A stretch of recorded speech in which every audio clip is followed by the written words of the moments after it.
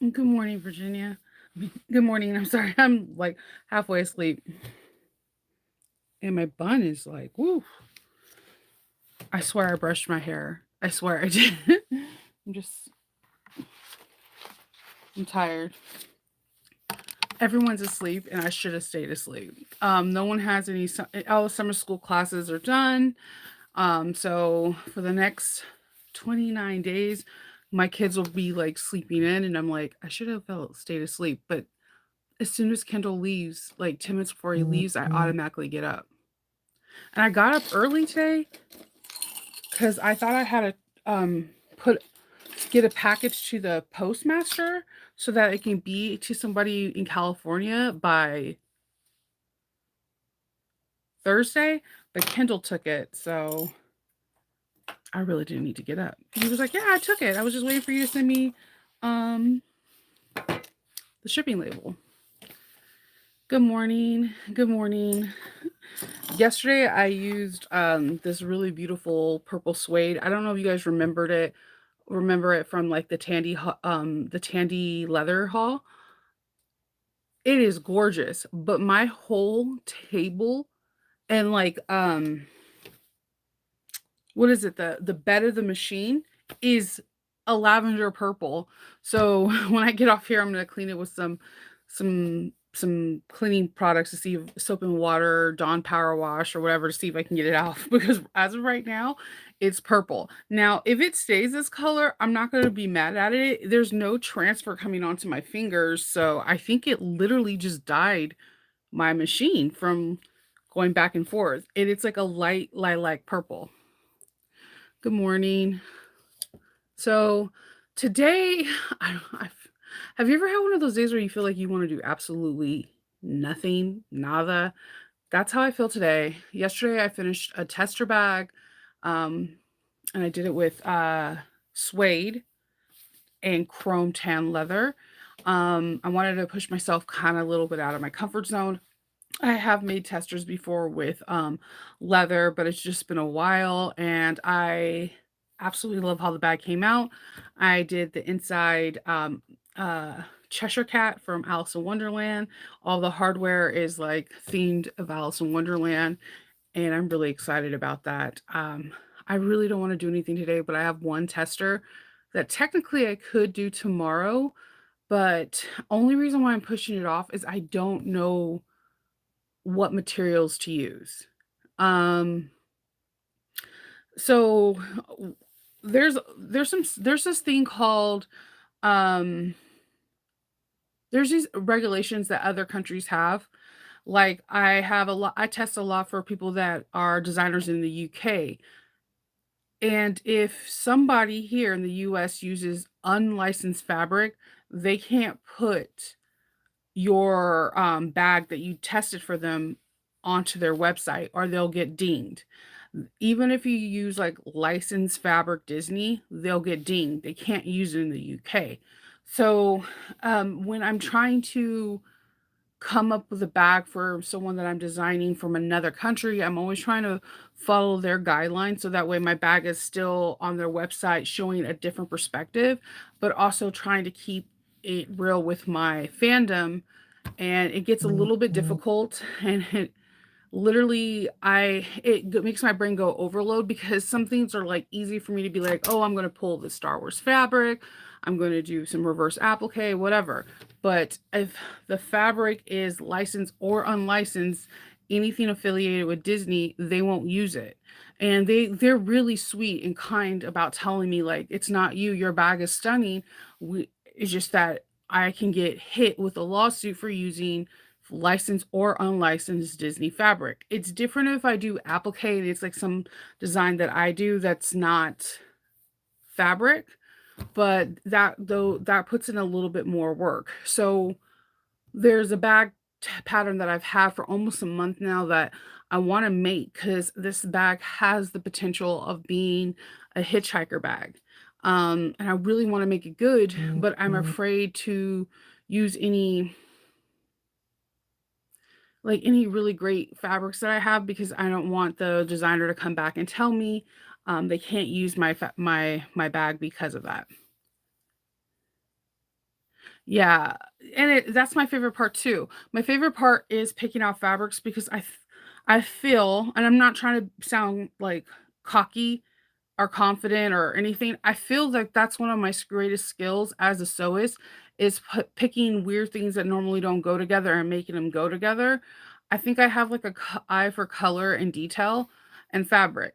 But so I've been good morning. I've been really reluctant to do this test because I don't know what print to do. There's a part of me that wants to do like a tulip pink, but I feel like I don't have enough time to do what I wanna do to do the justice to it, and I don't have a whole lot of Tula pink. Good morning. Um, I am reluctant to do this bag because in my head, in my heart, I wanted to do it either Star Wars and or Harry Potter. So now I'm trying to put the bag together and figure out what print I can use that they can do. So there's going to be, you guys are going to probably start seeing a lot more stipulations when it comes down to bag social media people that create bags. The FTC is starting to crack down a lot more, and licensing stuff is starting to crack down a whole lot more. So, but I'm kind of used to it because again, I work for Swoon and Swoon's owner is Samantha. Samantha lives in UK, so she was the first person that I ever worked for that was telling people like if you're doing a strike, you have to tell people it's a strike because that's part of the FTC regulation. And at first I was like, that only applies over in the UK. No, no, no, no. It applies worldwide. So you're going to start seeing a lot more cracking down on that. But a lot of countries, unlike US, where I can make a Disney prep bag or whatever, in the UK, like, it's a big no-no. It's a big no-no to use anything from Warner Brothers, anything from Camelot Fabrics, licensed or unlicensed. Disney will go after them. So I'm trying to figure out what I can make that I can use for this next convention. Because remember, every bag I'm making is going towards the convention that's going to go in September. So I've been a little bit reluctant. I fell asleep thinking and writing in my journal, different pattern like, different, like, fabrics that I can make to make the bag pop, and I am like I am, like, looking in my workroom wanting to run out because I don't know. Good morning, Sandra. So, yeah, that's what I was doing last night. I got kind of finished late with my bag last night. The bag that's coming out, the one that I finished is from Erica from Lavender and Twine. This bag is gorgeous. Just like Erica wins the award for most unique pattern pieces. I swear to you, every time I test a pattern for her, she always has the most unique pattern pieces. Like, they're never just a rectangle or oval, circle, square, anything like that. They're always some weird shape that you're like, "What? How is this gonna work out?" And then it comes up together beautifully. But because I did it in suede and, leather, I took my time, and the bag I give her this, she has unique pattern pieces, but her bags come together faster than any other bag um, that is kind of like in her wheelhouse of design. She comes up together really fast. And then what I love about Erica, very much like I love about Ora Rosa, is they work on domestic machines, so all of their bags are domestic machine friendly. Who else works on domestic machines is Joe from Country Cow. So you gotta love them. Um, but but yeah, I finished that bag. I did a Alice in Wonderland, so I'm really excited about that. I need to the pictures are due today, so what I'm trying to do is go out around 5 or 6 after that 2 o'clock sun and take some pictures with Faith with like my Mad Hatter's hat. I have drink me bottles that are for small and big and try to get some really cool pictures and then do some inside pictures to get those turned in. I believe that pattern comes out on the 2nd. You guys have a lot of brand new stuff coming out to you this week. We have bag of the month starts tomorrow. So the first bag for the month of August comes out and Country Cow did their thing. Joe and Adam, they did their thing. So you have a lot of new things heading your way. It's pretty exciting. I love when these new patterns come out and then you guys are just like, whoa, whoa. So there's a lot of new things coming out this week. I'm still looking at my fabric. If you see my eyes wandering over to this side or this side, I'm looking at my fabric saying, what should I make this back? I'm I'm leaning towards making it a Tula Pink bag. Tula Pink sells pretty well for me on my Etsy page too. Most people that usually get Tula Pink fabrics, either it's mostly they're quilters, then it's a people that upholster. You can get like a whole bunch of cool furniture from people that upholster with Tula Pink tumblers and then bag makers. So normally when I make something from Tula Pink and I throw it in the shop, it sells pretty fast. It's not sitting on my shelf for a year because a lot of people do it. Oh, well, you're gonna have a lot of fun. So Samantha should be doing a video either today or tomorrow going over how you get into your bag of the month. Make sure you sign into your account because you have to download your pattern. Then you'll see different people's perspective of each person's pattern. And if you there's a cool prize, there's a cool chance to win a prize.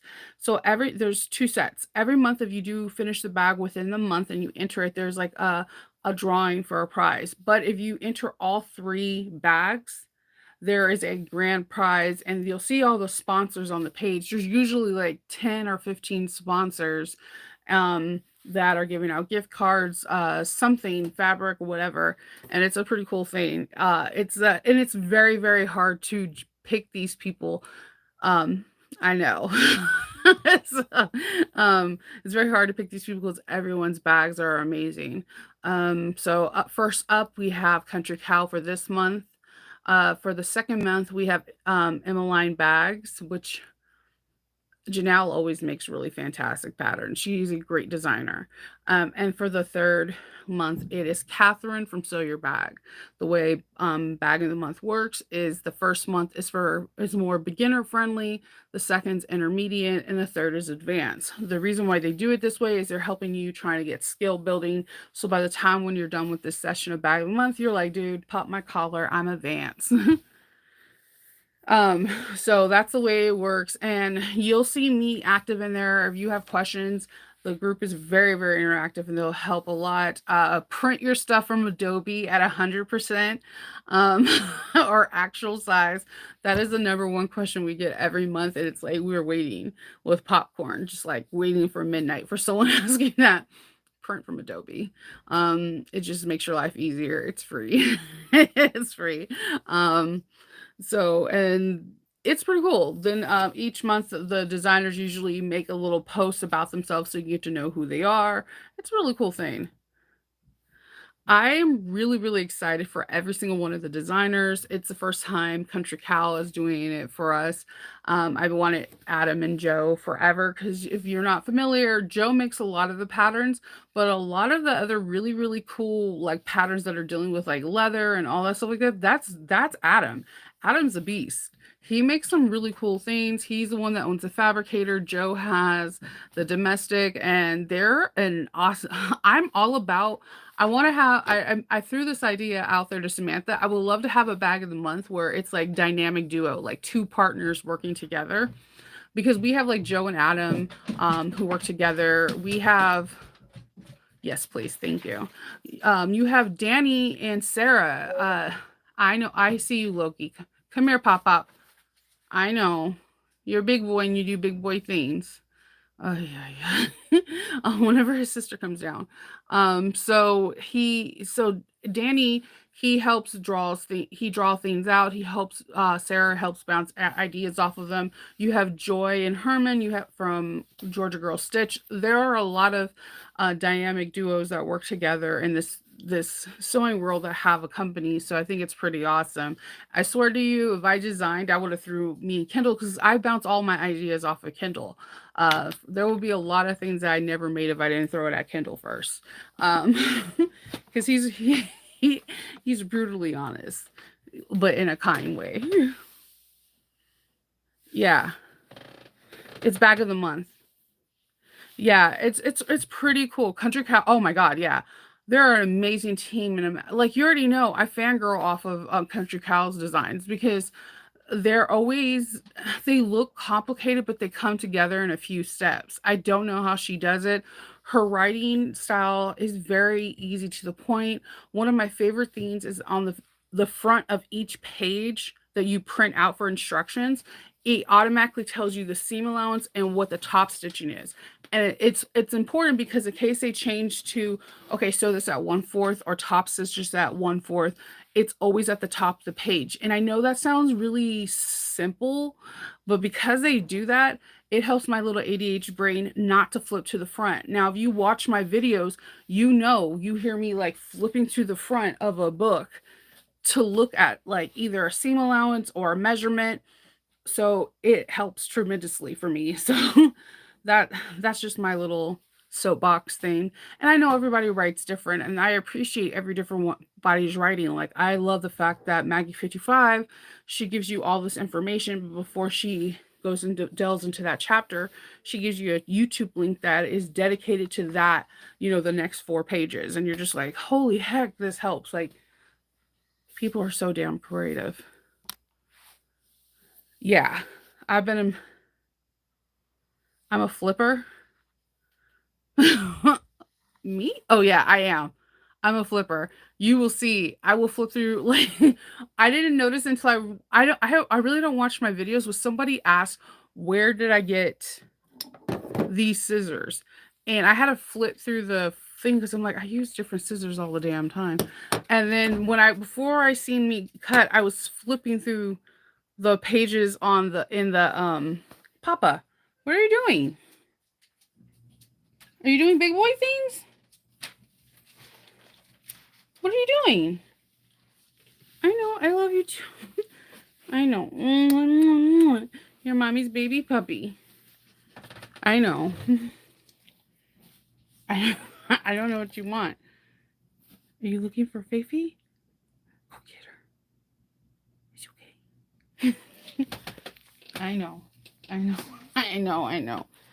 Okay. I'm on the phone though, okay? So you're okay. Okay. Oh. So this is my dog Loki, and he's a big boy. He's a yeah. He's I flip through patterns, and yeah, he will stay like this until Faith is coming. You burped in my face. Oh my god. Okay. I love you too. Go to oh look, there's Faith. You don't even care, do you? Loki, no wires for you. He just burped in my face. He's so rude. He's so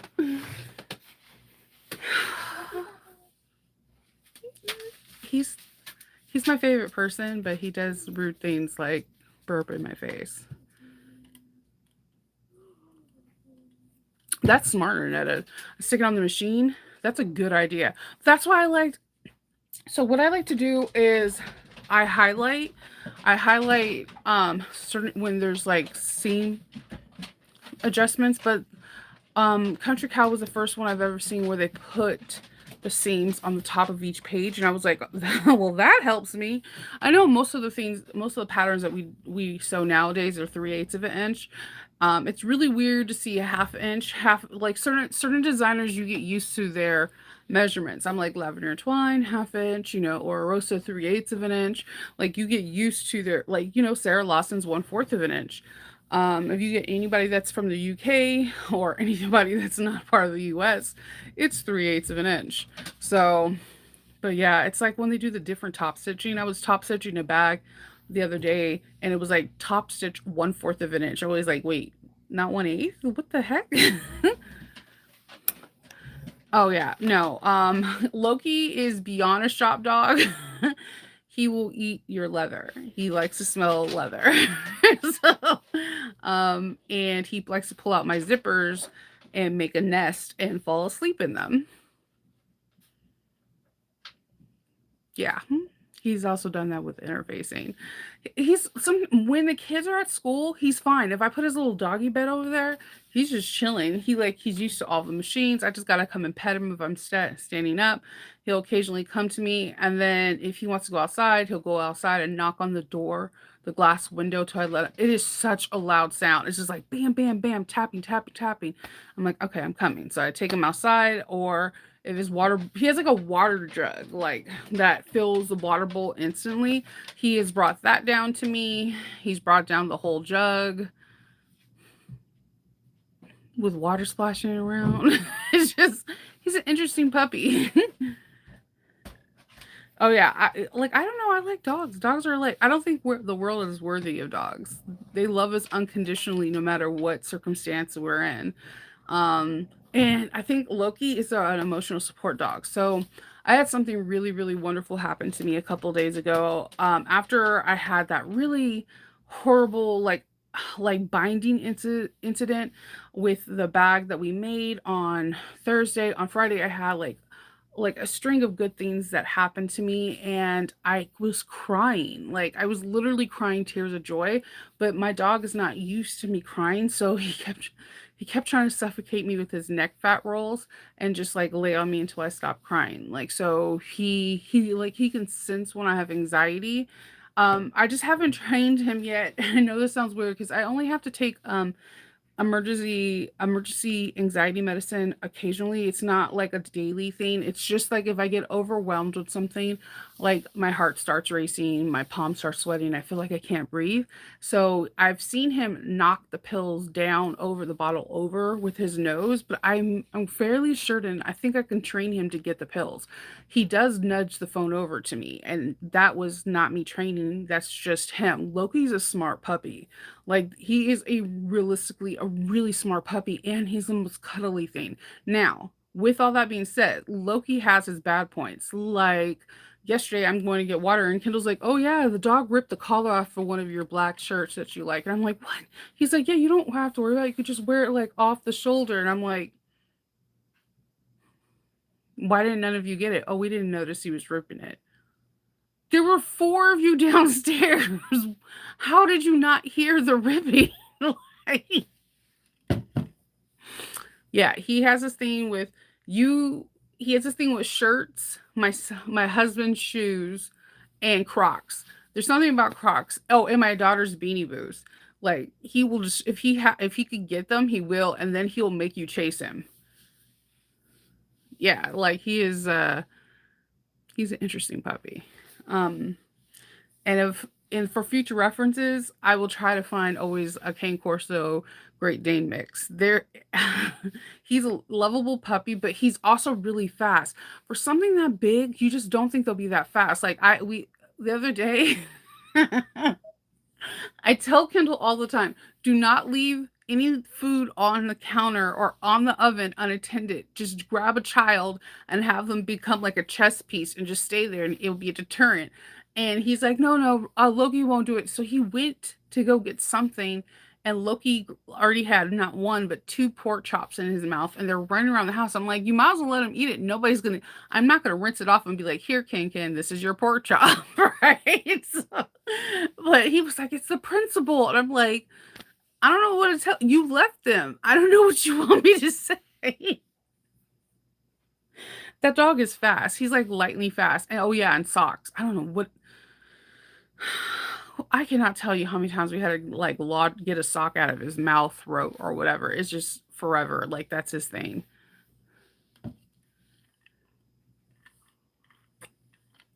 See, oh, that's so good, Christine. I'm telling you, dogs no more. We are not worthy of dogs. Like they love us unconditionally. They just are unbelievably bright and smart and just I don't know.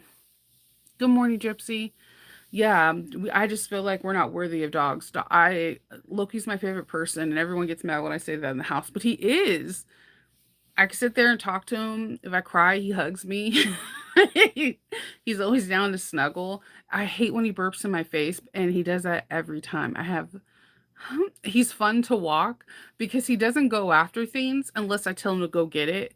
Um, Kids go up to him. Kids love him. Like tiny kids are not afraid of him.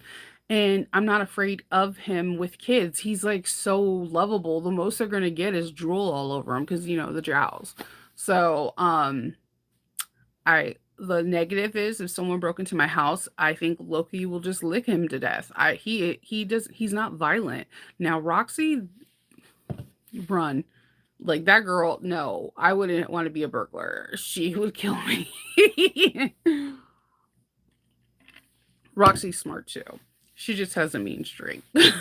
So her favorite person and her only person is Kendall. The sun and the moon rises from Kendall. Um, and she's a bark magnet. You can say something and she'll just go off. She always has something to say. She's funny though. She's dainty. She's really dainty and she's quiet. But if like until anybody comes within 10 feet of our door, then it'll ring the alarm. It's because it's Roxy. She's very protective over my kids, everyone in this house. And if somebody was like, "Oh, she bit me," I'll be like, "She probably did bite you. I'm not gonna." Loki will lick you to death.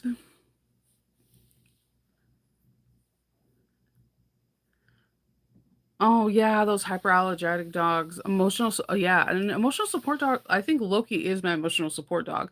He always comes when I least expect him, when I'm sad or something. So, or when he sees like Friday, I wasn't crying sad tears. It was happy tears, and um, yeah, he was like all over me, suffocating me with his neck fat. I don't know. The vet said it's a good thing. It's him like trying to mark me as his pack, but this is also the dog. Like he learned from my kids. Like I remember I told you my favorite thing to do is when I go to a hotel is to be by myself in a hotel because no matter where I'm at in a room, there's always someone there. And I'm a creature of habit. Before I was married, before I had kids, I love living alone. I love being by myself. I like complete and utter silence. Like I told you, if I take a shower, I have a kid popping the toilet seat down, like sitting there talking to me. Well, Loki does the same thing. I cannot tell you how many times I thought I was going to lose my heart and my soul because his dog just like steps into the shower and you're just like, oh my, you need to go. Like, so he's there. If I'm in the bathroom, his paws are underneath the door. Like she's always there. So, yeah, he's like I'm now a little bit less scared, but like it always happens like when I have a lather of soap in and then his head's there and you're just like, why are you in this I can't I can't. And I know I closed the door. What happens is one of my kids opens the door and then there's Loki. What am I supposed to do?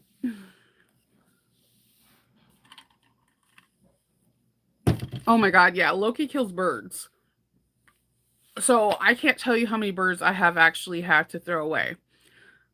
I don't know. And he has this thing and I know I sound like I'm bat guano crazy, but like he has this really high pitch like squeak, and so little birds will start squeaking. He'll squeak, and the next thing they do is they fly. And if they fly anywhere within the gate, he catches them and then he brings them to the front of the house. And I'm like, oh, this is not the presents I want.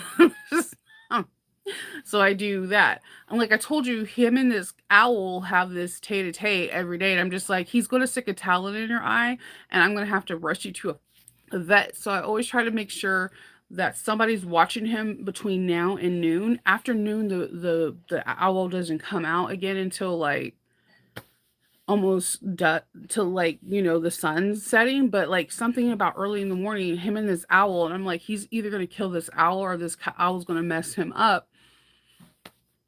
And the owl's like nest is like 2 trees or something away from our house. So, and apparently I found out I'm not the only one that has issues with this owl and a dog. And I'm like, okay, these animals are way too smart because I'm tired of babysitting.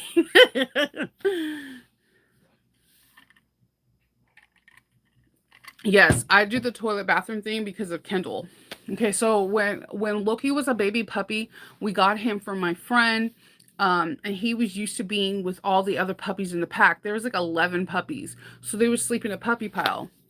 He went from sleeping into a puppy pile to being in a crate transferred from Iowa to Maryland. So the first couple nights he was not doing it. I bought him the bears that have the heart in it. He destroyed them because he was, a baby puppy. So what happened was is like when Kendall came home, it was like having a newborn baby. I was like, I am done. I've had Loki for 8 hours. He is yours. And so I would give him the puppy and I would go downstairs and work. So whenever Kendall went to the restroom, anything gardening or whatever, the dog was with him. So Loki still tries to do everything that he did at 8 weeks old with Kendall, and like it doesn't fit right anymore. Like we have a guest bathroom that is just a sink and a toilet, and he wants to go in there with you, and you're like, there's no room for your gigantor butt in here. What he's I think he thinks he's the size of a chihuahua. Like he sits on my son like lap. Like I'll be like, go lay down with Ken Kid, and all of a sudden you hear Ken Kid going, oof. He's in his lap. And you're just like he's like 5'9" when he's standing up. So I'm like you're bigger than all my kids, and you just act as though that they're bigger than you. Oh my god, it does take some you like it still scares me because like I don't know, like me and my siblings played really mean like jokes on each other while one of us was in the shower. So having something that comes out of nowhere, you have soap suds, and all of a sudden you have like this black face with yellow eyes looking at you, and you're just like, well, damn. Okay, I'm gonna die in the shower today. Boxers are good dogs. They're so good. I love their little howls. I don't know what it is about boxers' howls. It is the cutest thing in the world. Boxers are very loyal, very loving, and they're just snuggly dogs.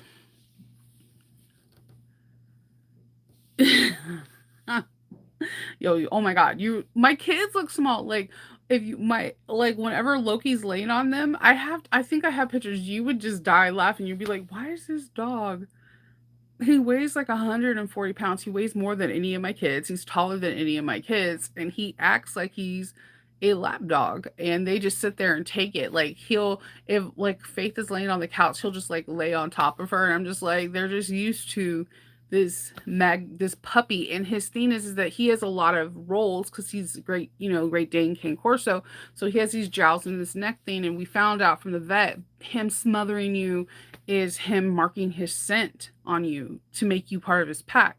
So he'll just like lay his neck fat over the kid's face. I'm like, you guys might need to just lift it up so you can breathe not hot air. So everyone's used to it. Yeah. Good morning, Terry. Yes, boxers have the very silliest personality. They're funny dogs. I had a half boxer mix. My mom rescued Lucky. I have this thing with IEs and names. That dog was hilarious.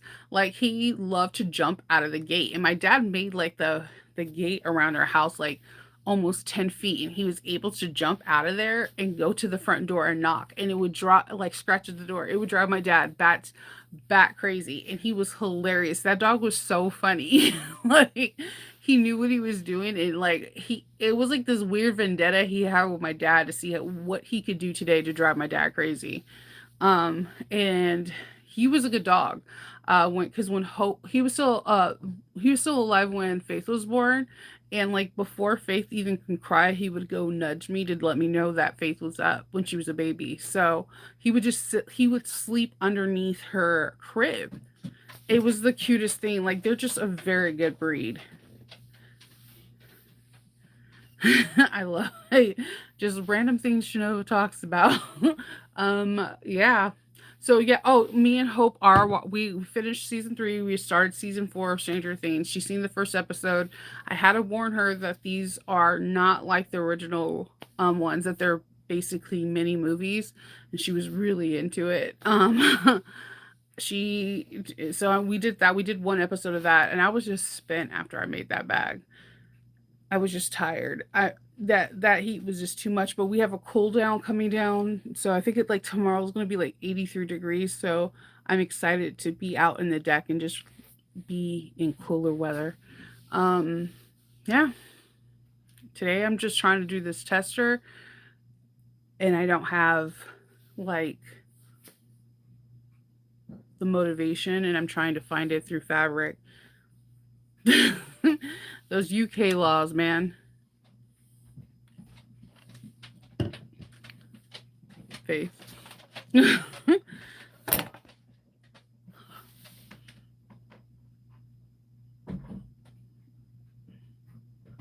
The which one? The one, the Lord of the Ring one? That one's Sincerely Jen. You just spilled coffee. Yeah. Dude, there's coffee all over. Okay. Um, Not even a napkin. Okay. I love you. Yeah, that one's from Sincerely Jen. Um, yeah, I really love how that bag came out. I want to make another one. But I think I might be making one with through Patreon. I'm waiting for them to see like get some more votes on it. I've had like 4 or 5 Patreon members saying that they want to make that bag, which I'm down for. That bag it will be an adventure because that's going to be like a 4-part breakdown. Um, yeah, I had someone ask me yesterday in one of the posts, can you talk to us about color coordinating?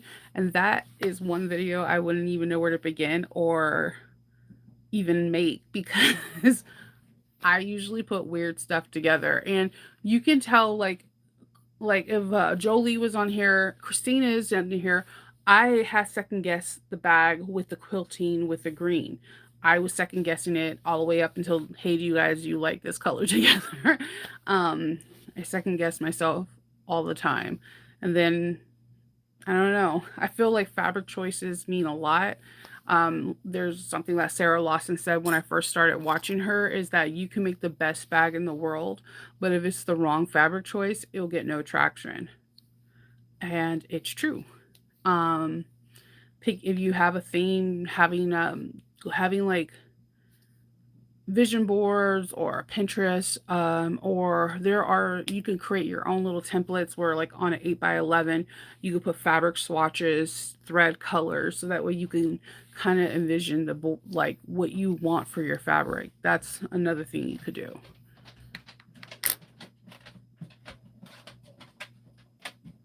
Oh, the patch in the front says welcome to the Shire. Um, the cork on the sides is this really beautiful brown. It's the light brown cork. I was going to use the chocolate brown, but I didn't have enough. And then I used oil tanned leather for the 2 exterior pieces. And then I use just different color corks. I usually have more earth tone corks. That's what I usually gravitate to. Yeah, so I'm not gonna there is a tutorial on that bag from Sincerely Jen.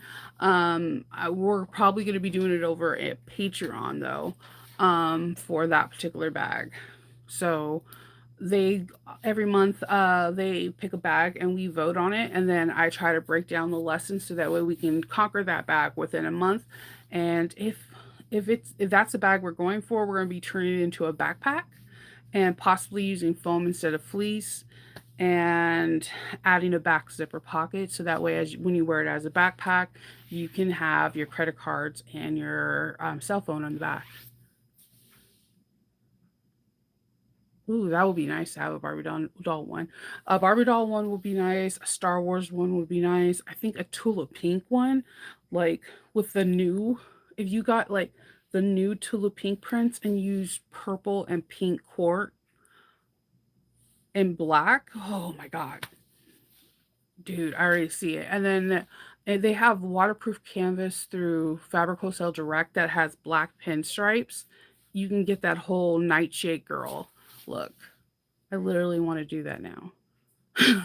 So, yeah, you like you just have to have fun. And I think with that particular bag, you can really have fun with color blocking because there's so many different components.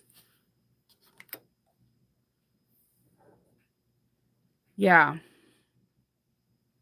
I agree with you. The sample bags are based off of I think and I feel like what a lot of people don't talk about is that is a separate skill. You could be the best sewist in the world, but your fabric choices are not what the masses like together, so it doesn't get enough traction. There's a reason there are people that design and sew clothes, couture clothes. Then there's another part of couture that people don't talk about is color choices. Like when you read information about like Coco Chanel and all these other designers of their time, color choices, textures, all are a part of the sewing to making it weird. To make this outfit couture, the colors that they pick for the bags are imperative to see if it will draw your eye. And certain colors bring you to fall, spring, winter, things along that line. For when I think of the Shire, when I think of the Hobbit, I think of fall colors. I do think of the olive greens, the chocolate browns, like more earth tone colors. I think you have that's a huge thing. So when in doubt, Coco Chanel was kind of a horrible person, but Chanel it out. Like she had her ideas for fabrics and designing were amazing. She was an absolutely horrible person. When you do research on her, she was making outfits for soldiers for Hitler. She played both sides really well. And there is a questionable thing if she actually had a love child with him. It's very interesting life she had.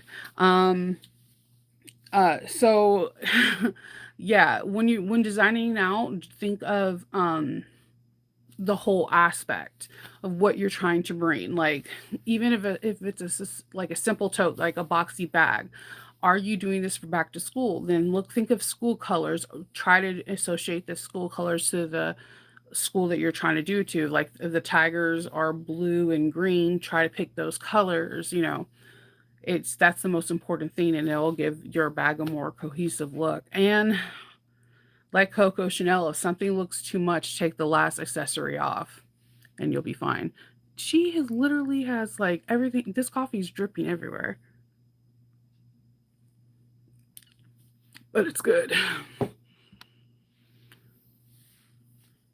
Yes, Arnetta, exactly. I learned color choices from quilting, and I also kind of learned it from garments because everyone, even though I'm a quilter and I was quilting before I got into bag making, my history comes from garment making, and my abuelita would put outfits together that I never thought those 2 colors would work, and they did, and she she liked Coco Chanel. So a lot of the quotes I have for when it comes down to garment making are from her because that's who my grandmother wanted to inspire to be. She wanted to have her own fashion line, the whole 9 yards.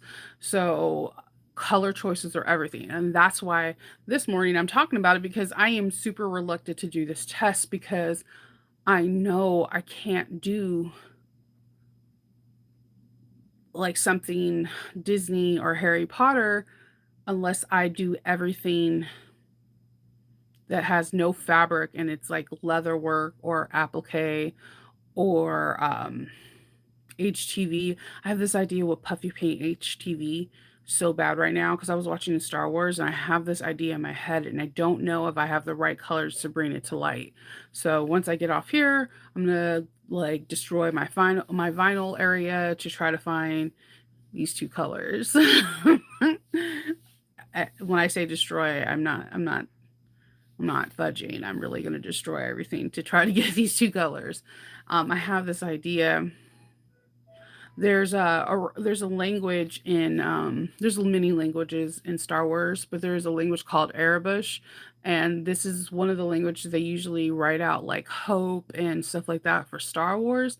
I have an idea I have an idea to make this bag look futuristic, but yet some way in the past, but I'm afraid. And the afraid is not a bad thing. Fear drives me to do something that I normally wouldn't want to do. That's just how my personality is. I don't know if it has to do just with me being me and being told no all the time and me still trying to go forward, or if it's a Leo thing, a pride thing. I have no idea. But you tell me no, and all that means to me is yes. So color for choices from a florist. Color theory is real. And if you are a person that struggles with color theory, then I would definitely suggest you to possibly go to Kona Cotton. Kona Cotton is one of the well-known cottons for not only the quilt world but the garment world everywhere, and get a color chart from them and look at colors and start merging them together. As well as, I also like to look at Fashion Week. You guys heard me when I was watching the Met Gala. I love looking at things like that because seeing what is coming for spring, and like I told you guys last year that fall and summer and spring 2023 was all about bum bags because that's all they were showing on the runway. If you look at what's going on for the runway for futures, you have an idea what bags are popular, and that can help you in your business because people are automatically going to gravitate to bags if they see, like, they see a Louis Vuitton in the bum bag. They might come to me like, hey, I can't afford a Louis Vuitton, but I really would like a one that looks like this with this kind of fabric. So we have a whole bunch of knowledge that is free to us. We just need to engross ourselves in it. If you want to take it one step further, start getting fashion magazines. You can rent magazines at even at libraries or in fashion books, and it can help you, like, when do polka dots and stripes go well together? Like what colors work best with polka dots and things like that, and it will help you. Um and just looking at other people's, like I told you, look at other people's videos, look at quilters, look at garment makers, shoemakers, bag makers, leather workers, all that stuff, and see how they put things together.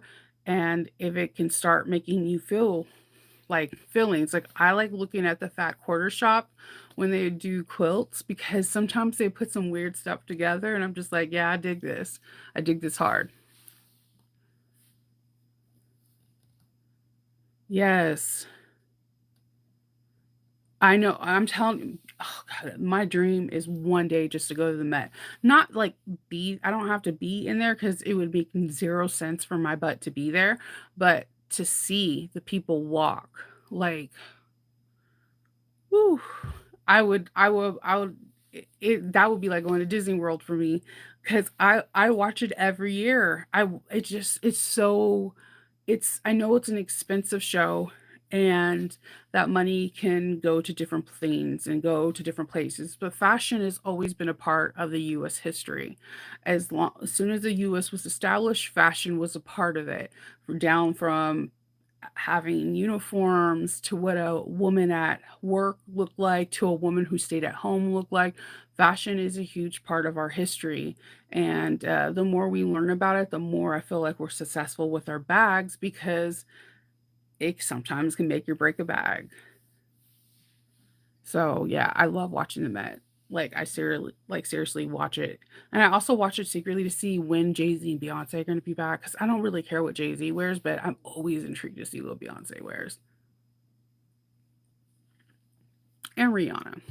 I was one of the people that was a mess was mad that Kim Kardashian willed herself into a Marilyn Monroe dress that was deteriorating. Like, I'm still mad about that.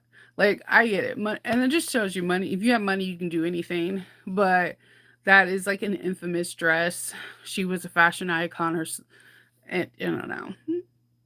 I'm so like no. That's like someone's like, oh, I'm gonna go into Judy Garland's dresses from Wizard of Oz. What are you doing? That is like one of the oldest dresses we have in our history from movies. What are you doing? Just get a replica. Get a replica. Just I'm okay. I'm okay. um, so yeah, just do that. Figure out what works for you and go for it. Keep an eye on laws because right now a lot of, like I said, the FTC laws are coming down hard, and copyright laws.